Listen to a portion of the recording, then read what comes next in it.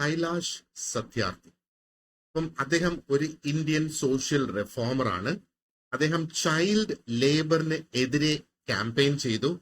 And ഒത്തിരിയധികം കുട്ടികൾക്കുള്ള rights, specifically universal right to education ഒക്കെ അഡ്വക്കേറ്റ് ചെയ്ത ഒരു വ്യക്തിയാണ്. അപ്പൊ അദ്ദേഹത്തിന് നോബൽ പീസ് പ്രൈസ് ലഭിച്ചിട്ടുണ്ട്. CNN IBN Indian of the year outstanding achievement ഒക്കെ അദ്ദേഹത്തിന് ലഭിച്ചിട്ടുണ്ട്. അപ്പോ അദ്ദേഹത്തിനെ ബേസ് ചെയ്ത് കഴിഞ്ഞ പരീക്ഷയിൽ ഒരു ചോദ്യം ഉണ്ടായിരുന്നു. ഇതാണ് ആ ഒരു ചോദ്യം.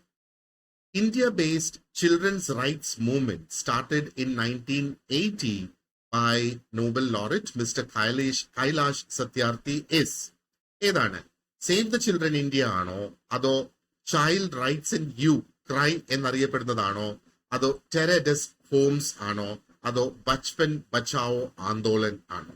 കറക്റ്റ് ആൻസർ ഓപ്ഷൻ ഡി ആണ്, ബച്പൻ ബച്ചാവോ ആന്തോളൻ.